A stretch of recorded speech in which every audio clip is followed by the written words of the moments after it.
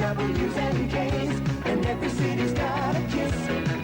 So across the nation, when I hear a station, I wonder which one is this. That's why we sing the jingles, and Jam is proud to say, we're the voice of these radio IDs, heard across the USA. In Dublin today, there are two types of competing music radio stations: the semi-state broadcasting company, RTE, and the illegal pirate stations. Q100, the new NCI, and WUB. We asked the managing director of a leading pirate station and a representative of Radio 2 why they entered into the world of radio broadcasting. At that particular time, you had Radio Nova, which was doing exceptionally well. You also had Sunshine Radio and, of course, RTE Radio. There are other illegal, smaller radio stations as well, but they were the three front-runners. Radio Nova, at that particular time, were aiming their audience to a British audience. We felt that there was a market to try and cater for the Dublin audience alone. We also felt that Radio Nova, because they were broadcasting to Britain, were losing their base as such. They were trying to go international, and we felt that a lot of listeners wanted to have a Dublin service. That's why Q102's slogan is the Dublin station for Dublin people. And we aim solely at the Dublin area. Commercial radio had taken off in Britain very successfully.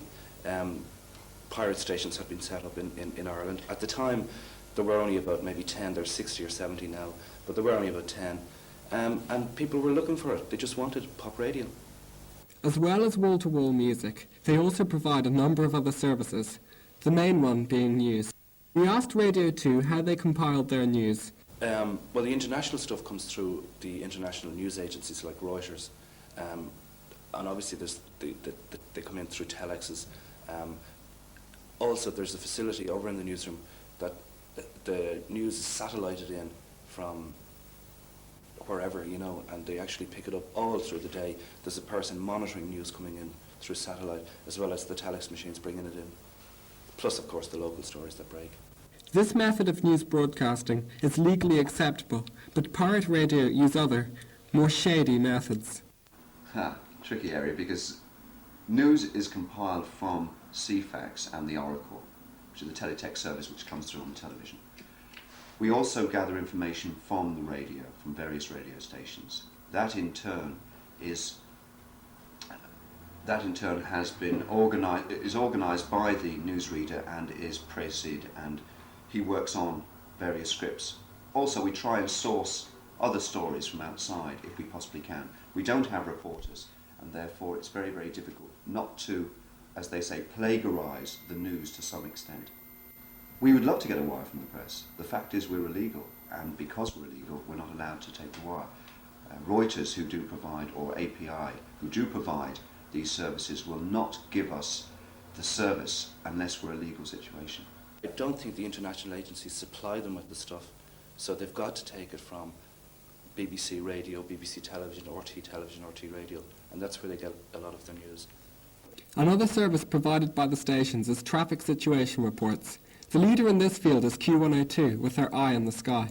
The object of the Fiat Q102 Eye in the Sky is to inform motorists in the morning of the best way to get into town. Also, to avoid general traffic hold-ups. It's done in every major capital in Europe and also in the States. And it was an idea which was taken directly from the Americans and British counterparts.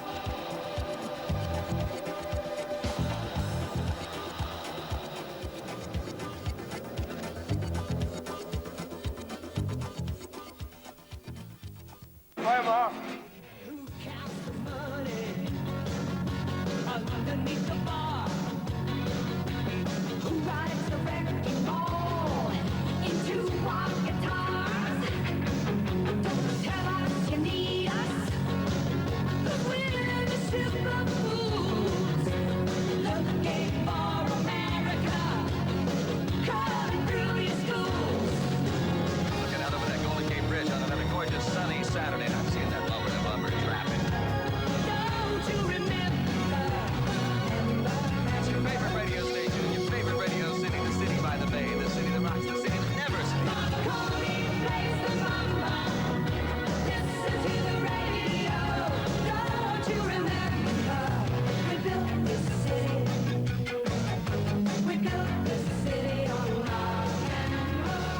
major problem on music radio concerns paying royalties on records. That is, payment to a record company when their record is played on the air.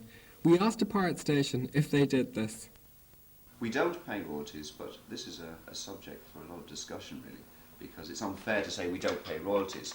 We have tried to negotiate a system with the various mechanical rights associations and the authors of the music to pay the royalties, but because we are a legal station, they have refused to accept us. There is a move now to try and give us a form of license to actually play the records, and therefore we would be subject to some sort of fee. The problem is that the national station has objected to the fact that we could be given a license, seeing it as another step to becoming legalised. It's a very grey area for us. I'm not sure that a lot of the stations as they exist at the moment could exist if they had to pay royalties.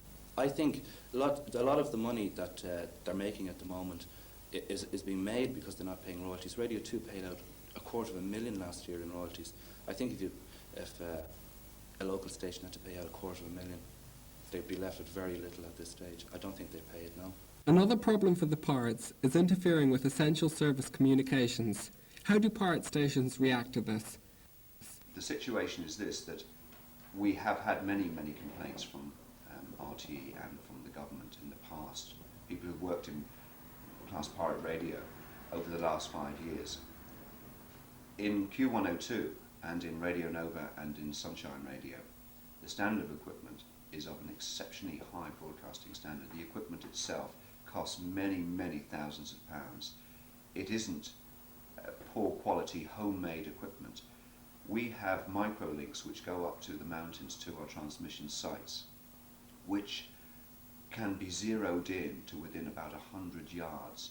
We do not interfere with any of the services whatsoever.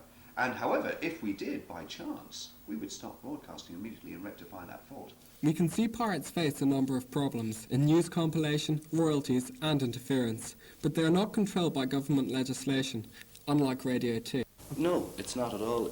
That's sort of a myth that has grown up. There are very few rules within the radio station that we've got to comply to, except for things like the royalties, the playing the Irish product.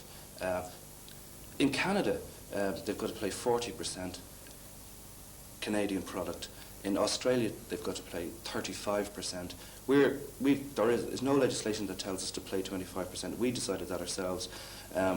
There are very few rules within the radio station that we have to obey. No, I think in fact there are more rules on pirate stations. We have the adaptability to be a lot better than RTE because of the fact that it is a government body. We are a small station. We can change quickly. We can change the sort of programming within inside literally hours if we want to. These things have to go through various bureaucratic channels in RTE. I'd sit alone and watch your light, my only friend through teenage nights.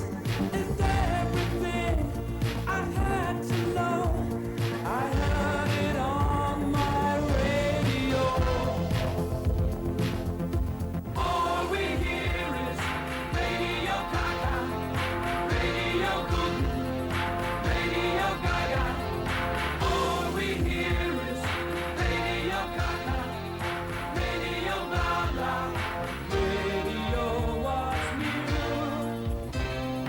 Radio, someone still loves you. As both stations provide the same services to the Dublin people, are they, in fact, in direct competition?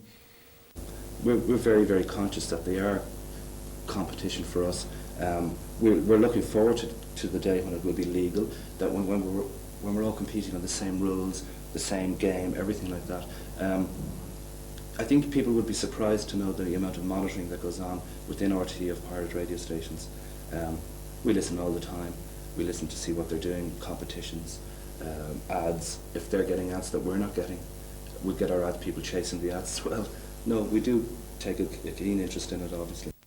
The argument against RTE2 is that RTE2 is a nationwide service. We concentrate in Dublin. It's very difficult for RTE to compete with the local radio stations in a particular area, because when you have adverts going out for Limerick and Galway and Cork, it's very hard for the listener to relate to that particular service as being for them if they're living in Dublin. We concentrate on the Dublin area, and obviously we've tried to get a sort of stranglehold on that particular thing, like Radio Nova and Sunshine Radio. However, it's like Q102 trying to relate to Galway. We couldn't. And the problem is with a national service, it's very hard to relate to one particular area. And that's why RT2 have a lot of problems in competing with the super pirate radio stations in Dublin. Nova, Q, all the pirate stations around the country have been great competition to us. They've shown us a lot of things that we never thought of, that people in RTE didn't know existed, that could be done. And I think Radio 2 has improved because of the competition that's been there at the moment. As I said before, we're not competing like by like at the moment because they're not paying royalties, they're not paying the Irish records, all that sort of stuff. With the introduction of new legislation for radio transmission, what does the future hold for Dublin's music stations? In the long term, perhaps Q102 will not be granted a licence. However, perhaps the directors and the people involved who have had tremendous experience in radio, they know what it's all about, will get work in this new legal setup. I feel that because it's a relatively new form of radio, as has been proved by over the years, it's attracted a lot of audience. The people working in pirate radio these days do know what it's about. The people involved in the management and also the people who put the money into it. And perhaps if licences are granted, all these people will be working in a legal setup. And I think when local radio starts, it will actually prove that Radio 2 is a good radio station as it exists. We're looking forward to it. A lot of people hope that RTE don't get the major slice of it, that it will be outside people. We're looking forward to it very much. I'd like to see it changing as the audience changes and as the needs of the audience change. I'd like a situation where, in an American situation, if a radio station decided that country records were needed, the station would turn to country. I'd like to see us changing. If people want to hear electronic music all the time, let's play electronic music. If they want to hear George Benson, let's play George Benson all the time. If they want to hear news, let's become a news station. I think we should be always aware of what our audience is looking for and change with it. We must ask ourselves if pirate stations are a good thing. They provide competition which leads to higher standards.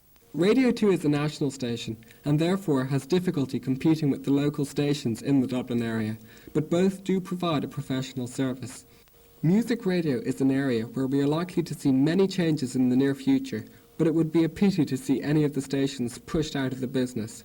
But as the man said, well, I'm glad Radio 2 has changed in the 7 years. I think we've become very aware of it should be fun, it should be happy, and again, that if people want such and such, let's give it to them. And I think we're going to do that. And I think the present boss of the radio station, Colin McCabe, is very, very anxious to please people, and I think he's going to do it, and we're going to do it.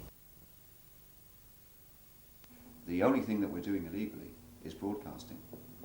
So that's it from us. Hope you enjoyed the programme today. Pat Dunn produced. I'm Ian Dempsey. Back tomorrow between 2 and 4:30. See you then. Leave you with Simple Minds and the new single, All the Things She Said. And Jim O'Neill is back at 4:30. See you tomorrow. Bye-bye.